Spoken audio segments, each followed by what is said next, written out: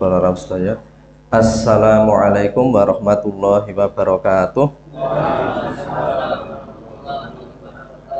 Alhamdulillahi rabbil alamin, alladzi nahmaduhu wa nasta'inuhu wa nastaghfiruh wa na'udzu bihi min syururi anfusina wa min sayyiati a'malina.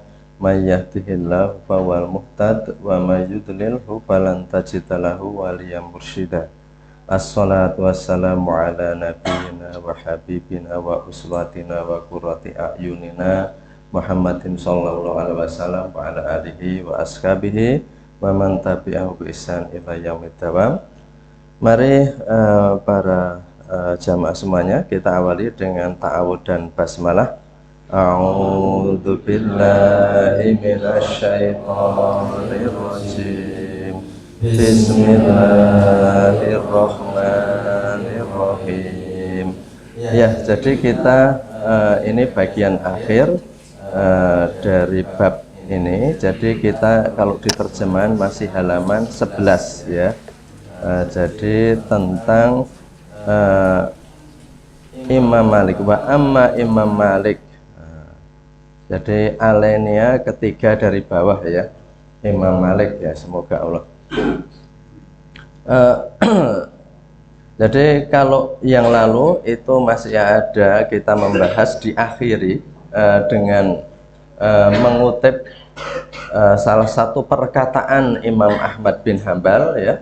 Wa qala Ahmad bin Hambal ma sholaitu sholatan mundu arba'ina sanatan ila ana at'u lisyafi'i. Jadi yang dulu kita sampaikan betapa Imam Syafi'i sangat Imam Ahmad bin Hambal ini sangat ta'zim ya kepada Imam Syafi'i, di mana sebagai gurunya ya, itu ya baik secara langsung maupun tidak langsung selama 40 hari itu, sejak 40 hari selalu mendoakan untuk gurunya itu ya. Jadi itu kita ini sunah-sunah atau amalan yang baik ya, kita mendoakan orang-orang yang telah menjadi lantaran bagi manfaat dalam berbagai hal kepada diri kita semuanya. Kita mendoakan guru, mendoakan orang tua gitu ya, mendoakan pemimpin-pemimpin adil dan sebagainya.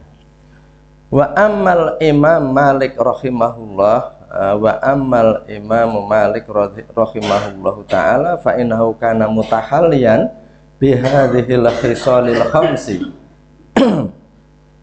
Ternyata yang agak serak bukan hanya tenamung kula ini.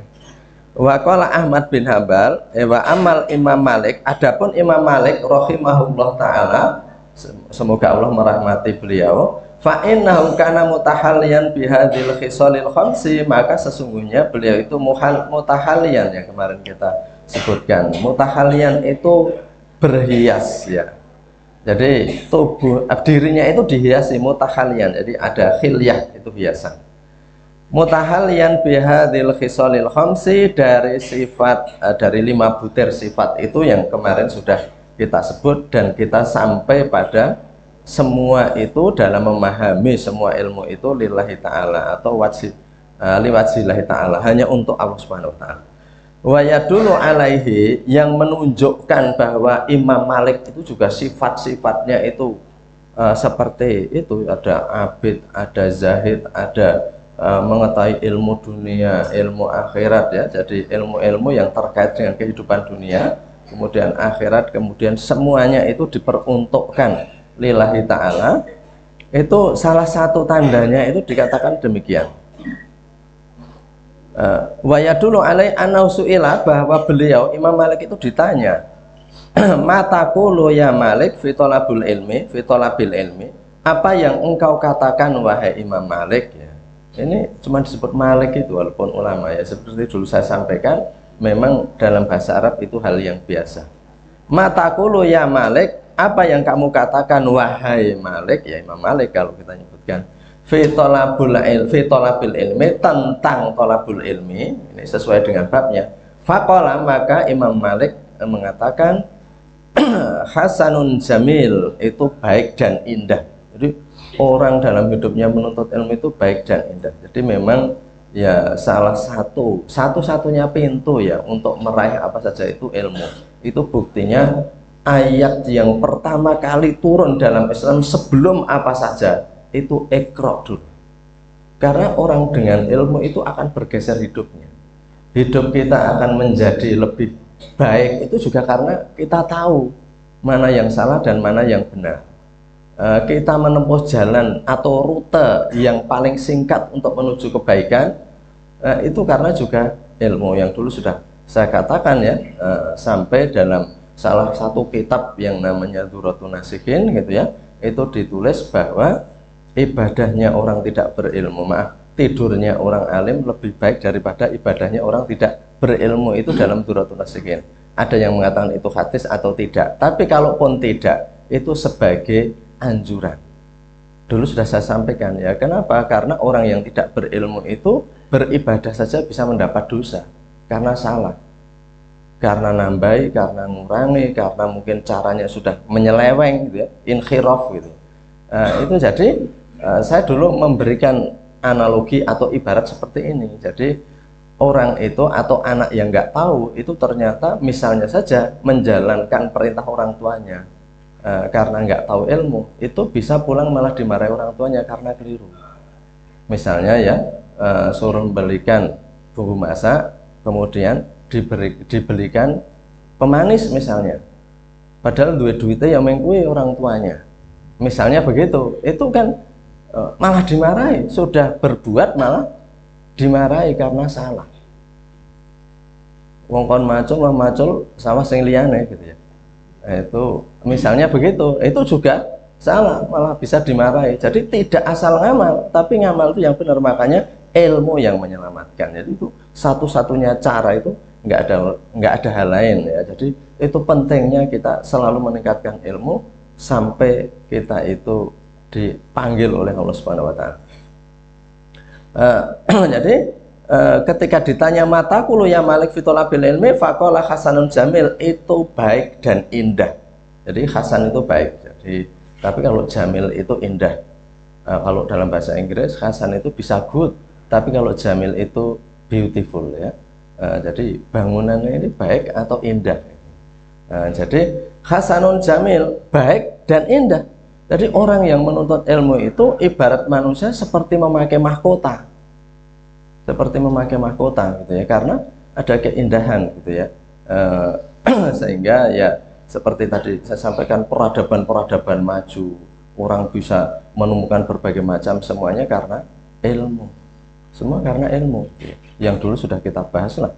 Perkembangan ilmu demikian luar biasa. Jadi dalam kekuasaan Islam di zaman Abbasiyah di Baghdad dan Umayyah di Cordoba di Andalusia, yaitu ilmu-ilmu berkembang dengan sangat pesat, dan ilmu yang berkembang itu tidak menjadikan manusia itu kemudian lupa diri.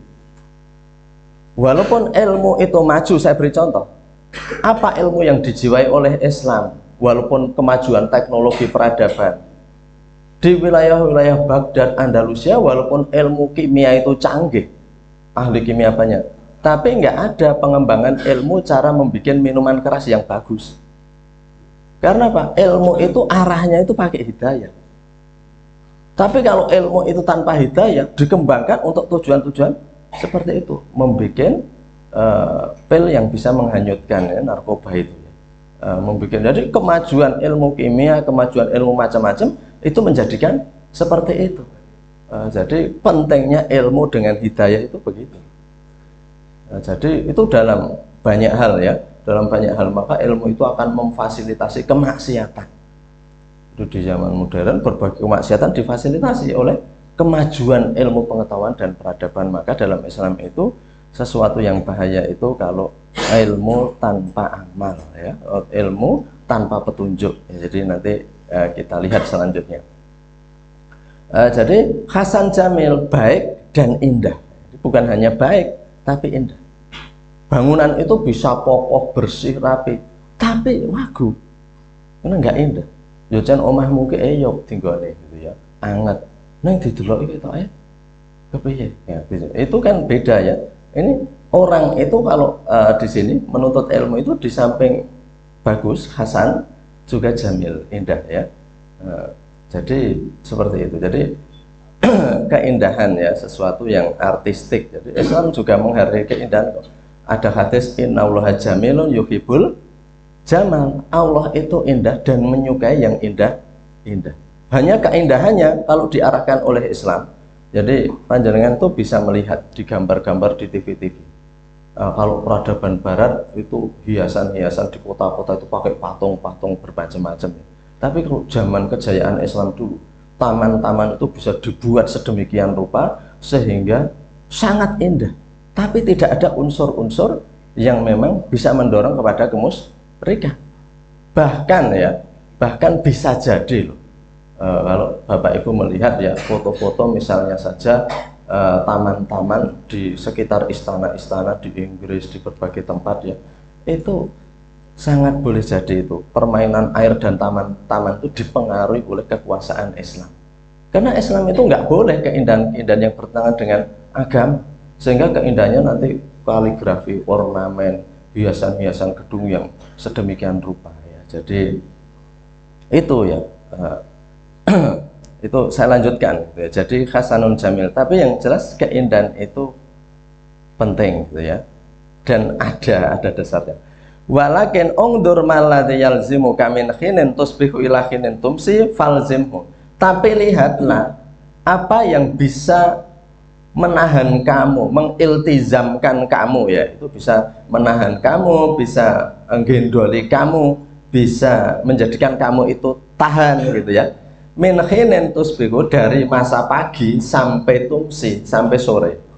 Kalau kamu itu bisa punya alasan untuk menahan diri tetap menuntut ilmu dari pagi sampai sore, maka falzimhu ya, maka itu lakukan. Artinya ya itu nggak wajib karena orang juga bekerja, bekerja untuk mencari nafkah. Tapi kalau kamu itu tidak, ya tuntutlah ilmu. Zaman dulu menuntut ilmu itu susah, zaman sekarang itu menuntut ilmu itu lebih mudah. Yang namanya buku-buku, yang namanya kitab-kitab sekarang banyak yang di internet itu bertebaran dan itu gratis. Gratis koro disebar di mana. Malah ada software yang namanya Maktabah Syamilah. Maktabah Syamilah itu mbok arep nyari ribuan kitab, itu hanya satu harddisk itu. Loh, kalau di wadah perpustakaan mungkin perlu bergedung-gedung, tapi itu cukup dan dibaca. Jadi itu sekarang kemudahannya. Tapi karena mungkin di mana-mana ada dan terlalu mudah, itu terkadang orang malah bingung. Arep maca sing endi dhisik wis rasa sisan wae lah gitu ya. Jadi ini bukan tanpa alasan. Menurut ahli masa depan dulu sudah diramalkan bahwa orang sekarang akan mengalami yang namanya over choices. Over choices itu apa? Terlalu banyak pilihan sehingga orang itu bingung sendiri ya. Orang itu bingung sendiri dan akhirnya pada tersesat juga. Jadi entah itu hiburan, entah itu makanan, entah itu berbagai macam. Mau cari apa saja sekarang ada. Oke, kembali ke tadi ya. Jadi kita falzimu, kalau kamu punya alasan untuk bisa menahan menuntut ilmu itu dari pagi sampai sore, maka falzimu, tahanlah. Ya ini untuk orang-orang yang sekolah ya, sekarang banyak full day school ya, sekolah yang satu hari, yang itu bukan hanya sekedar membina ilmunya tetapi juga membina akhlaknya. Karena akhlak itu tidak bisa hanya sekedar belajar, tapi akhlak itu harus melihat. Kalau dalam prinsip tarbiyah wa ta'lim ya, itu teori pendidikan Islam, itu yang namanya pendidikan itu tidak hanya sekedar membaca, sekedar belajar, tetapi juga apa yang dilihat. Mata raunahu, apa yang kamu lihat, wa matash'urunahu, dan apa yang kamu rasakan, itu adalah unsur-unsur pendidikan. Jadi apa yang kamu lihat, apa yang kamu rasakan, itu unsur pendidikan. Jadi pendidikan itu bukan hanya masalah ngandani ilmu, tetapi di tempat itu bisa dirasakan enggak bahwa atmosfer yang baik itu ada. Jadi yang dilihat juga seperti itu. Karena kalau murid itu diajari oleh gurunya untuk berbuat yang menentang ilmunya, maka nggak akan tercipta itu. Itu sudah disebutkan dalam teori atau pandangan tarbiyah wa ta'lim, ya. Jadi pendidikan dan pengajaran Islam. Jadi bukan apa yang dikatakan saja, tapi apa yang kamu lihat gitu ya. Jadi orang itu kan terkadang itu kita itu belajar itu kan dari yang kita melihat. Terkadang nggak dibilangi apa-apa. Cukup kita itu lihat di situ itu orang pada kerja rajin-rajin dan rapi-rapi cara kerjanya, itu kita wes kaya dunek-unek iki. Kita kaya dunek-unek iki. Jadi kalau kita itu mungkin bertentangan dengan itu.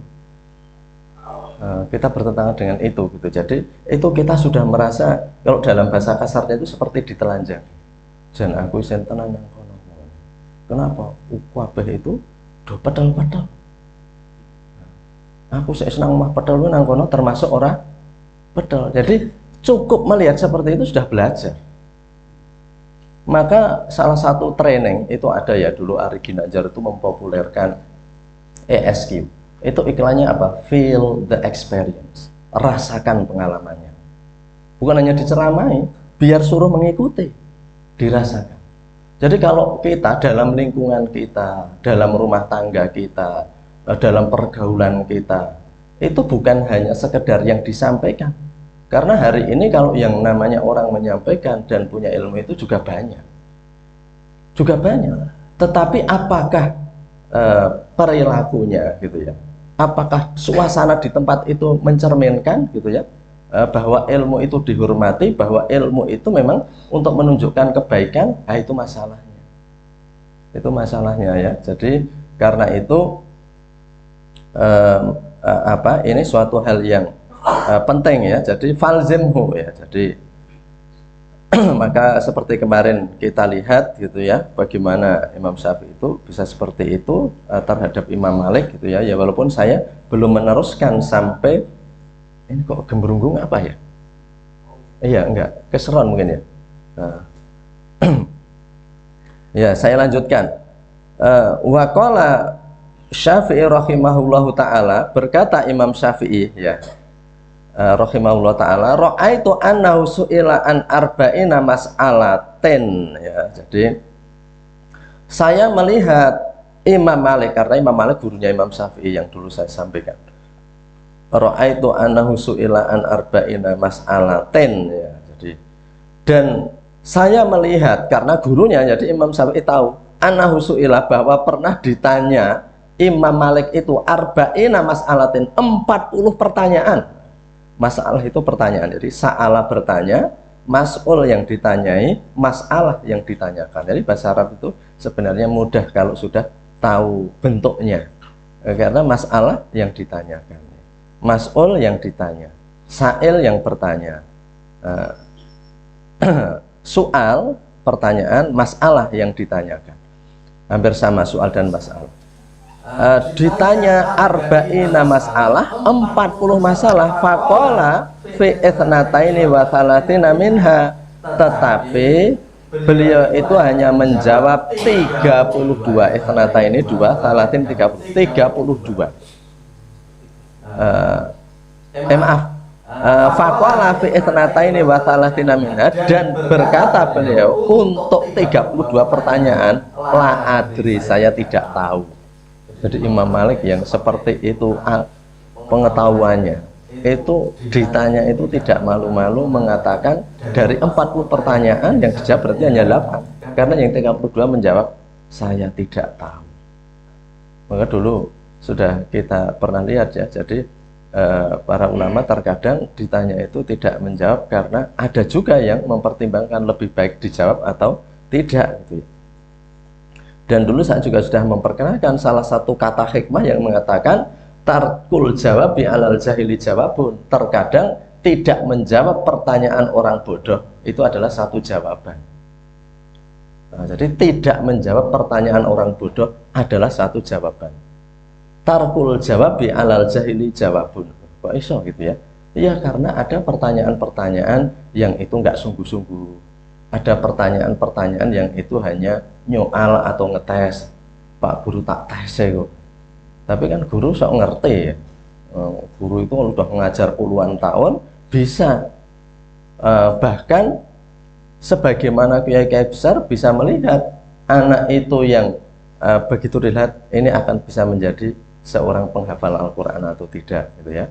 Sebagaimana guru juga bocah ini seseorang jadi wong sukses sih. Nah, jadi itu belum jadi tapi sudah bisa mengatakan karena saking apalnya dengan kelakuan. Lama-lama perilaku orang itu matematis.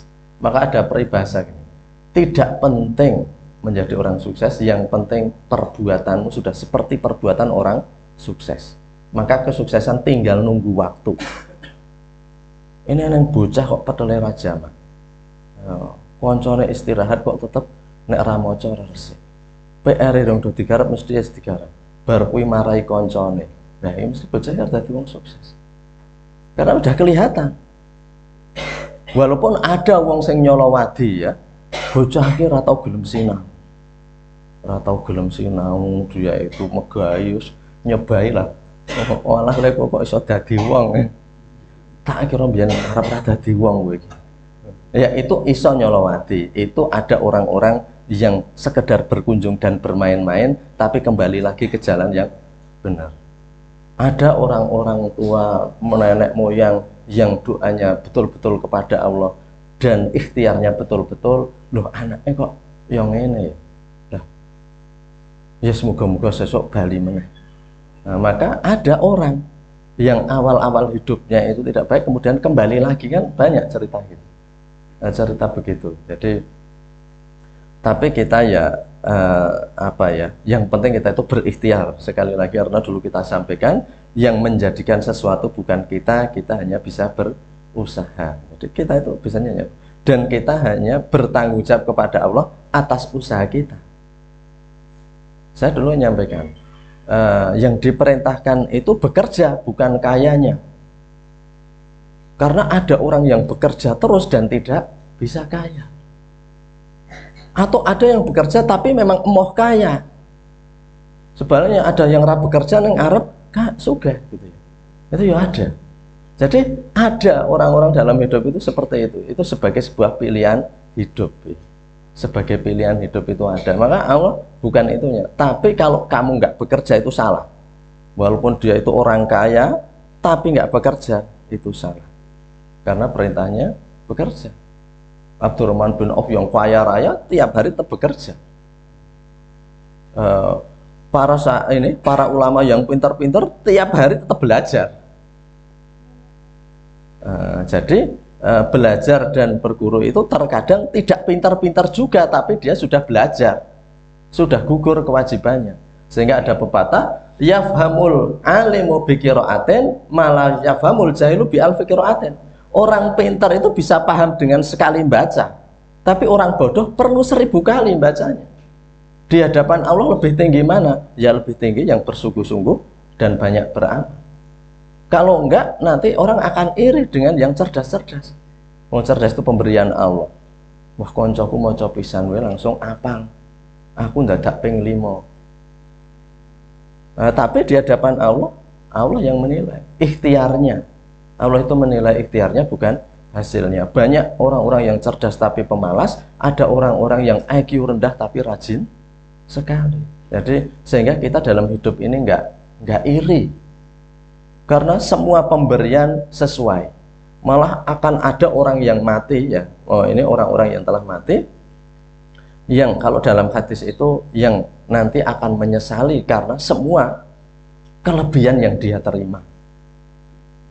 Semua kelebihan yang diterima. Nah, karena orang yang susah hidupnya itu oleh Allah juga diperhatikan di akhirat. Itu dalam hadis-hadis tentang hidup sesudah mati itu kan begitu. Ada kenapa kamu diberikan tempat yang sangat baik, ruhmu ditempatkan di sana?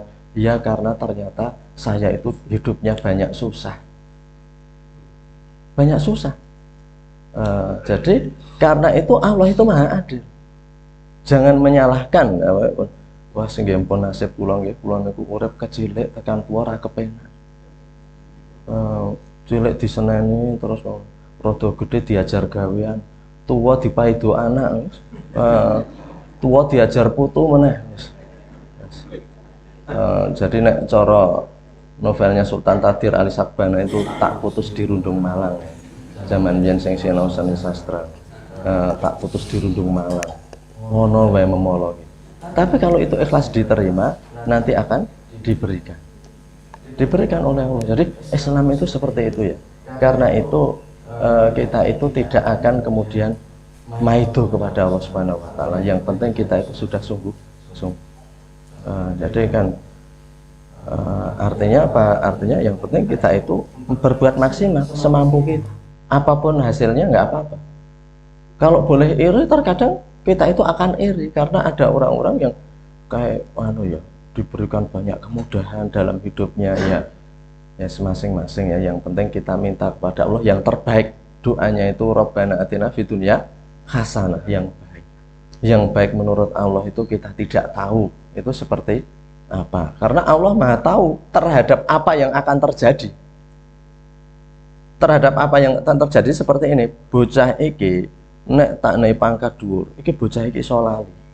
Wah bendina bocah kuwi Rabbana atina fid dunya hasanah. Nilai pangkatnya mengono terus. Karena memang kalau saya berikan bocah iki ra kuat kanggonan pangkat. Ngomah lali malah dadi lan jalarane mlebu neraka. Kan begitu. Banyak orang diuji kemudahan itu nggak kuat ya. Dan Nabi sendiri mengatakan kebanyakan umat saya tidak kuat kalau diuji dengan kegembiraan dan kesenangan. Mereka kuat ketika diuji penderitaan, tapi kesenangan belum tentu kuat. Jadi saya lanjutkan ya. Intinya seperti itu. Artinya Imam Malik itu karena Imam Syafi'i itu berguru kepada Imam Malik di cerita kemarin, dan ada sebenarnya Imam Malik itu akrab sekali sama Imam Syafi'i. Ketika Imam Syafi'i mau pisah itu wah mereka berpelukan, berpisah, ya rangkul-rangkulan, dan Imam Syafi'i disangoni ketika selesai karena Imam Syafi'i itu sangat tidak punya apa-apa dan Imam Malik itu kaya. Diberi kendaraan, diberi sangu ketika Imam Syafi'i pamit mau belajar lagi ke Baghdad. Ke siapa? Ke murid-muridnya Imam Hanafi, karena Imam Hanafi sudah meninggal. Ketika Imam Syafi'i lahir, Imam Hanafi itu meninggal. Sehingga ketika Imam Syafi'i itu sudah dewasa, Imam Hanafi nggak ada. Di Baghdad itu, di Irak, itu tinggal murid-muridnya. Maka Imam Syafi'i pergi ke Irak untuk belajar kepada Imam Hanafi. Jadi terkadang aneh, orang-orang di Indonesia itu mengikuti mazhab Syafi'i. Padahal Imam Syafi'i sendiri juga berguru pada pengikut Imam Hanafi dan berguru kepada Imam Malik. Maka kalau kita tahu bahwa pendapat-pendapat itu biasa berbeda di kalangan imam mazhab, kita itu nggak akan mempertentangkan itu, gitu ya. Kalau kita pahami yang diikuti itu sebenarnya bagaimana. Jadi Imam Syafi'i itu ketika berguru di Imam Malik itu pertama ya, saya mungkin pernah cerita di kesempatan lain. Jadi Imam Syafi'i itu ketika pertama kali mulai belajar di Imam Malik, kan kemarin itu saya cerita tentang ketika Imam Syafi'i diterima sebagai murid ya. Ketika mulai pelajaran, Imam Malik itu menerangkan hadis ya. Dan Imam Malik itu selalu ndumu'i itu dengan drijinya, dengan tangannya. Dan dolanan gini ini. Sehingga ya gurunya ini ya Imam Malik itu orangnya ya namanya ulama besar ya. Jadi marah pun tidak bisa dikontrol. Orang langsung bocah ranggatake balang penghapus misalnya. Balang kapur. Enggak. Setelah selesai baru dipanggil. Hei Ahmad, Muhammad, sini. Kamu tadi saya lihat waktu saya ajar itu kamu main-main dengan ludah kamu. Besok jangan begitu. Kalau diajar kamu nggak boleh begitu. Kemudian Imam Syafi'i jawab, wahai Imam Malik, saya tidak main-main. Saya itu kan anak miskin. Saya nggak punya kertas untuk nyatet. Tadi itu saya pakai ludah atau itu untuk nulis di atas tikar hadis-hadis yang kau bacakan biar saya nggak segera lupa. Wah, ada orang menuntut ilmu sampai menderitanya begitu. Cah saya itu tuh kok laptop apa itu udah ngegame ya. Jadi tuh buku semua. Nah itu dites sama Imam Malik. Coba kalau kamu memang betul itu nulis hadis yang apa sebutkan, coba sebutkan. Wah, itu disebutkan semua sama Imam Syafi'i, semua hadis yang dijelaskan hari itu. Ya ini gurunya ini makin cinta sama muridnya. Mencintai muridnya itu bukan karena muridnya kaya, muridnya, tapi karena muridnya itu bocah kok nek cara Jawane iki meraati. Meraati. Cah kok meraati ya. Nyenengke. Solah tingkah iki sarwa nyenengke. Cah ra duwe tekunya seperti itu. Ya. Itu tinggal nunggu waktu dia mesti akan jadi orang. Karena kecilnya wis ketok gitu ya. Sesuk dadi wong bocah iki. Jadi ketika dia pamitan sama Imam Syafi'i diberi kendaraan entah unta entah kuda sama diberi sangu wes kono nang arep nang Irak nang pengikut Imam Hanafi. Jadi Imam sampai gurunya begitu, jadi gurunya itu ora dibayar malah bayar muridnya. Jadi Imam Malik gitu ya. Jadi gurunya ra entuk bisyarah iki memang mengenai bisyarah. Jadi Imam gurunya mah ngenai karena Imam Malik memang kaya, jadi memang kaya. Jadi bocah kira bayar SPP mah dikai. Jadi seperti itu. Kembali ke tadi ya, jadi itu sehingga Imam Syafi'i bisa menceritakan. Kemudian wa amma Abu Hanifah, Imam Abu Hanifah ini Imam Syafi'i sudah nggak ketemu. Imam Abu Hanifah itu imam mazhab yang paling awal. Imam Abu Hanifah ya, kalau nggak salah sekitar 80-an tahun atau 90-an ya setelah Rasulullah wafat. Jadi Imam Abu Hanifah itu lahir. Wa amma Abu Hanifah radhiyallahu anhu fakadzalika ruwiya annahu kana yuhyi nisfal laili. Adapun Abu Hanifah fakadzalika maka begitulah ruwiya annahu diriwayatkan bahwa dia itu bahwa beliau itu kana yuhyi nisfal laili. Biasanya yuhyi itu hidup berjaga. Berjaga itu raturu. Berapa lamanya? Nisful lail, separuh malam. Jadi separuh malam itu mesti tidak tidur ya. Ya artinya separuhnya itu bisa untuk istirahat dan menuntut ilmu dan ibadah juga.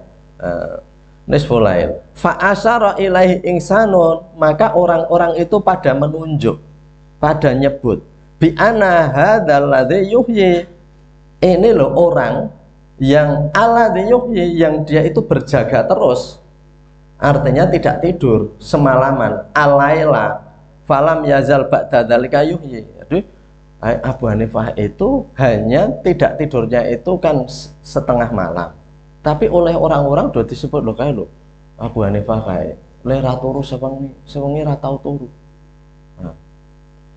Alaila kula faqala, maka berkata Abu Hanifah, ana astahyi, saya malu, an usofa bima laisa fiyya, saya diberikan sifat, saya dijuluki, saya disebut untuk sesuatu yang sebenarnya bukan pada diri saya. Aku kok diarani sewengi iki ra turu, padahal aku meng setengah. Sehingga dikatakan ana astahyan usafa, jadi bi ana ladzi yuhyi falam yazal ba'da dzalika yuhyi, maka di sebelumnya, maka setelah do diarani nek dia itu enggak tidur semalaman, setelah itu semalam enggak pernah tidur. Saya malu do diarani sewengi ra turu kok prakteke sakjane aku mung setengah wong. Gandeng aku wis dikenal ngono, ya aku berusaha untuk tidak tidur semalam. Ini saking menjaga ya, saking menjaga. Aku wis do diarani wong lomo, padahal aku jane mung nglantarke. Wis nek mulai sekarang tak dadi wong lomo. Nah gitu. Karena dicitrakan ya, zaman pencitraan. Banyak orang yang tidak melakukan tapi merasa ingin diarani melakukan kebaikan. Hidup-hidup dengan pencitraan. Dadak gitu nyoi saya rusak. Karena apa? Nah, ini Imam Abu Hanifah begitu. Saya disebut-sebut nggak tidur semalam. Sejak itu bismillah saya semalam nggak tidur. Aku ki do diarani sinau terus. Yos. Nek kuwi dadi penyono pendungane wong aku tak sinau saiki. Aku diarani iku lek tamu ki gelis banget padahal minta anjah-anjah jane. Angger ketemu kae wis meluncat sekian. Oh, gandeng aku diarani ya saiki tak usahake. Nah seperti itu. Jenengan kok petak melek. Angger tak telepon jam pira-pira kok tangi. Bukannya karena itu ora tau turu. Nung karena bele diserokke. Kok berbegan. Yes, aku diarani jam semono ora turu ya tak usaha ben penyonone wong ki bener. Nah, sekarang kan enggak melakukan saja ingin disebut begitu. Ingin disebut begitu. Itulah hidup yang penuh dengan pencitraan. Jadi imam-imam luar biasa kalau kita melihat itu dan kita itu ada di titik mana ya dalam perjalanan hidup itu. Pantes dunia kita moto. Pantes kehidupan itu baik. Itu karena memang perilakunya itu begitu. Aku ndak konangan anakku, nek aku sok jajan. Bapaknya ngono kuwi. Jadi pura-pura enggak. Ya, memang katakan kepada anaknya, bapak itu jajan, bapak ra kuat tenan nek ngeleh. Bangane ngambruk nang dalan piye. Ya, artinya kita itu perlu pendidikan dengan kejujuran dengan anaknya itu juga perlu. Perlu le jan bapak ki mbiyen ya kesehat gekno sinau ora tau anu napa Pak sakniki jeneng ngoyak-oyak kula kon juara terus ya karepe urip lak ya meningkat to le ya aku wis getune uripku mbiyen tak getuni ya itu pertobatan orang itu harus dinilai oleh anaknya, jangan anaknya juga kemudian seperti itu. Tapi artinya enggak apa-apa orang tua anaknya itu tahu bahwa orang tuanya itu keterbukaan. Keterbukaan. Nek kowe insyaallah ya beda bapak biyen ya. Aku ra njaluk kamu itu hidup seperti ngerkasane bapak karena proses kehidupan itu harus meningkat. Jangan kemudian anaknya dikembalikan suruh seperti bapaknya. Aku biyen nang Yojo ngepit le. Kowe kan wis eneng pit apike ya ngono ya, kehidupan kan berbeda. Kehidupan itu berbeda, jangan disuruh seperti masalah zaman penjajahan lu yang ngerkoso, tapi kan nasibnya orang yang hidup zaman dulu, nasibnya orang urip zaman dulu. Kalau zaman dulu maju tak kira mereka juga akan menikmati kemajuan. Jadi kita nggak usah iri kepada zaman. Semua manusia itu ibnun min abna'i zaman, dia adalah anak dari zamannya, anak dari zamannya, anak dari zamannya. Saiki ora tau nyatet apa-apa mentok rekam dan sebagainya. Memang di sekarang eranya seperti itu. Tapi kita yang tua-tua suruh begitu kan enggak. Kita masih ingin cara yang lama. Cara yang lama. Adapun yang baru itu jangan disuruh kembali lagi kepada yang dulu karena gunanya ilmu itu untuk pengembangan kehidupan. Untuk pengembangan kehidupan seperti itu. Kowe klambi yang ini lumayan biyen niku bapak nggogone Mas. Zaman penjajahan kan nggogone. Ya karena zaman dulu. Zaman dulu memang ya harus begitu gitu. Jadi kembali ke tadi ya, kita juga dalam kehidupan memang harus juga fair menghadapinya ya. Jadi memang hidup itu berkembang. Orang naik haji dulu ya naik kapal ya 3 bulan. Itu coba dibaca dalam sejarah-sejarah haji ya. Engko nek loro, nek mati di tengah laut, nggak dibawa pulang, nggak dikubur di sana, nggak mana, duncalke ke laut. Itu kalau orang naik haji itu kalau zaman penjajahan nanti meninggal duncalke ke laut. Zaman dulu kan pengawet juga nggak seperti sekarang. Oh dikubur nang Mekah wae, nang Jeddah. Lah, tekan Jeddah piro? 15 dina ngkas ya. Malah jadi pandemi penyakit nanti kalau meninggal duncalke laut gitu ya. Makanya orang zaman dulu naik haji betul-betul seperti mau perpisahan. Jadi karena memang wahayas, memang rekoso gitu ya. Tapi sekarang kok naik pesawat, doling gue tengok-tengok penak-penak ya. Tangi turu tawani makan lagi ya. Kok kaji malu. Apa milih apa ini? Ya. Makanya tawani meneh. Jadi empoke yok gitu ya. Di sana di hotel nang senang ngarep Masjidil Haram, nek udan le salat menang hotel bisa langsung kocone nang pelataran Masjidil Haram gitu ya. Iya, memang kita tidak bisa menolak kemajuan, tetapi mestinya kita itu bisa menggunakan kemajuan itu untuk lebih ya. Nek sekarang itu orang baca Quran kan bisa di handphone, artinya nek lungan nondi leli ranggo Quran gitu ya, kan nggak ada alasan lagi harus seperti itu, karena kono wis enak. Jadi artinya kemajuan itu kita gunakan untuk apa? Untuk mempercepat ya kebaikan-kebaikan itu agar semakin cepat. Jadi ini ya luar biasa ini, saya baca itu ya, tertegun gitu ya. Saya dikira tidak tidur semalam, maka sejak itu saya betul-betul semalam tidak tidur. Wong aku wis dikira ya aku ki jane ya ora apik-apik banget, kok wong ki nyono aku ki apik banget. Ya tak berusaha seperti sangkaan orang. Semoga itu jadi doa, begitu. Jadi ya ini penting ya, karena tadi ya disebut ya orang zaman modern mah terkadang ada yang namanya tadi pencitraan itu, orang yang tidak tapi dicitrakan seperti ini. Karena dalam beragama itu hal-hal yang menakutkan, itu hidup-hidup yang menakutkan dan mencelakakan ya, hal-hal begitu. Jadi kita ya berusaha ya. Mboten kok kula niku nggih tileme kados jenengan. Niku telepon niku tak gawe deringe seru banget ngerti telepon nggih krungu. Janjane kula niku nggih nglempus kados jenengan. Malah mungkin ya jenengan luwih betah melek. Jadi kan begitu ya, artinya ya kita akui. Kula niku mboten pinter, mengle maca sak derenge Bapak. Nah, wong ini Imam Ahmad bin Hanbal nih. Ditanya 40 saja, yang tidak dijawab 32. Loh kok eneng ulama yang mengatakan kendono orang raiso salah? Ya nggak bisa. Mulai pintar pembangane apa? Ini Imam Malik. Nggak mungkin. Nggak mungkin. Maka ulama itu kalaupun salah, kalau dikritik, ya alhamdulillah. Ada yang, kalau orang dibikin takut malah nggak berani kritik, ya itu membahayakan dirinya. Ya, Pak Agus niku klientu lho sik wingi. Buktine rekamane wingi. Oh iya, kita ralat mumpung masih hidup. Kita ada jalan menuju kebaikan. Jadi hidup itu begitu, biar hidup kita itu cepat maju. Kalau salah kita akui salah gitu ya. Jangan kemudian wong salah orang aku salah jarene nyanyian gitu ya.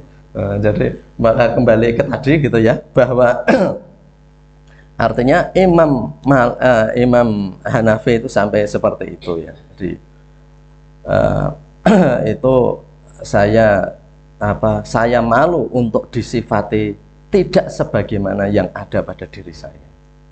Nah, jadi itu disifati hal-hal tadi ya. Jadi wa kadzalika Ahmad bin Hanbal wa Sufyan wa rahimahullahu alaihima zuhduhuma wa aura'uhuma azharu min ayyudhkara. Dan seperti itulah Ahmad bin Hanbal dan Sufyan itu Sufyan As-Tsauri. Ini salah satu imam mazhab, tapi nggak dikenal di Indonesia itu nggak. Aku melu mazhab sapa? Sufyan As-Tsauri nggak pernah dengar. Padahal Imam Sufyan As-Tsauri salah satu imam mazhab. Mazhab itu nggak hanya 4. Ada mazhab lagi, mazhab Az-Zahiri. Jadi macam-macam ya orang menjalankan. Iya macam-macam.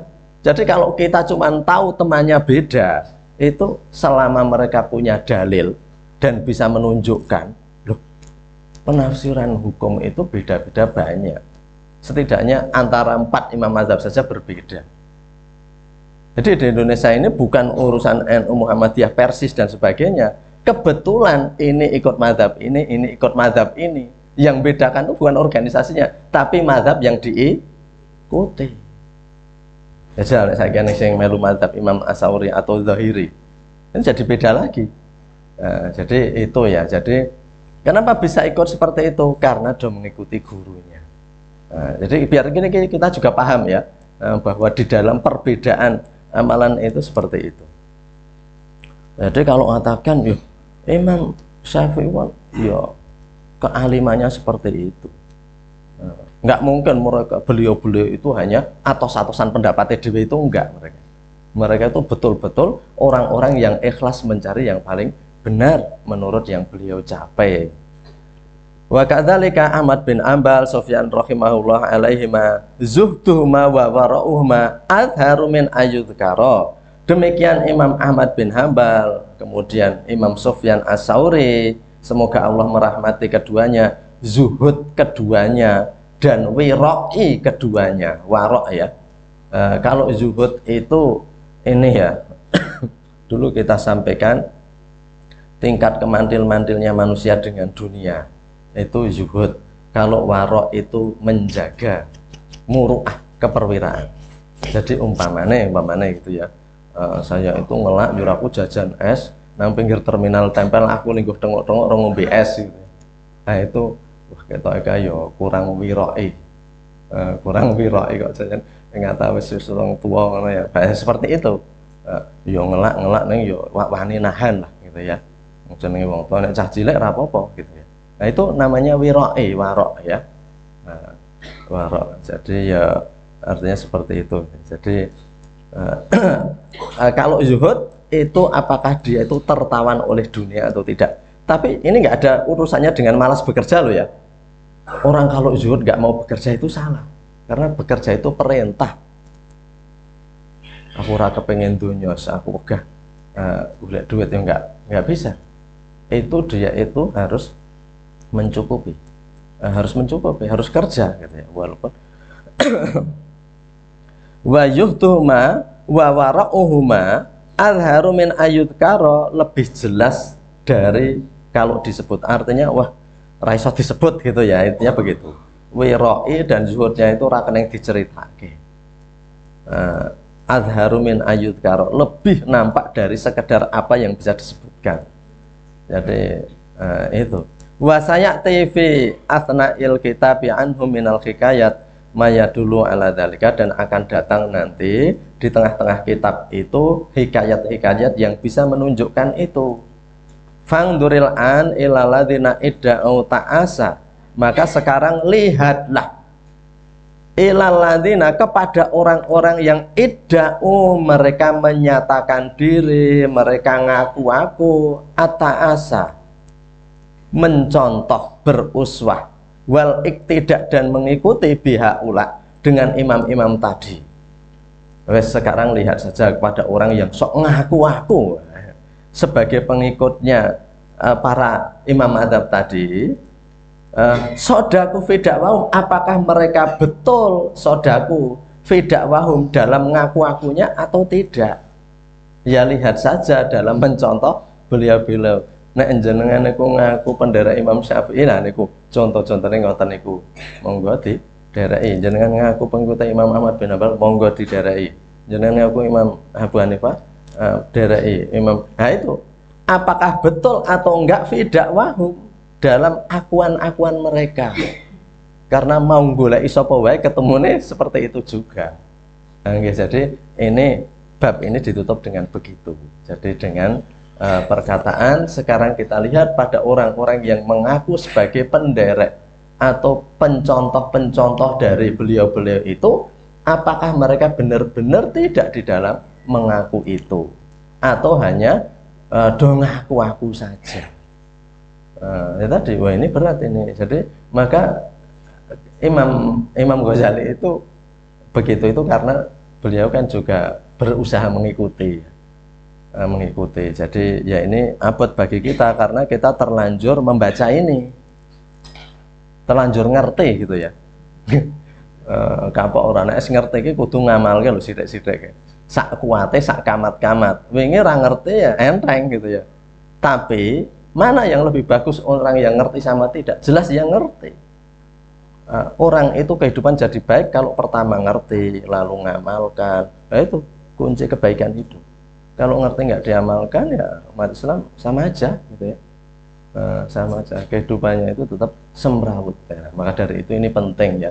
Jadi kita diajari bahwa dalil-dalil hadis dan ayat itu ternyata ada contoh-contoh orang-orang yang menjalankan. Tadinya kita itu hanya orang pada zaman sahabat yang bisa. Lah ini bukan pada zaman sahabat ini. Orang-orang yang sudah jauh nyatanya ya do iso. Nek saniki lagi mukal, Pak. Ya mukal itu karena kita mengatakan mukal. Ya kita sak kuate ya. Kalau godaan zaman sekarang itu memang lebih kuat dari godaan zaman dulu. Itu yang disampaikan Rasulullah. Orang-orang besok itu, mereka itu hebat. Karena apa? Mereka nggak ketemu saya.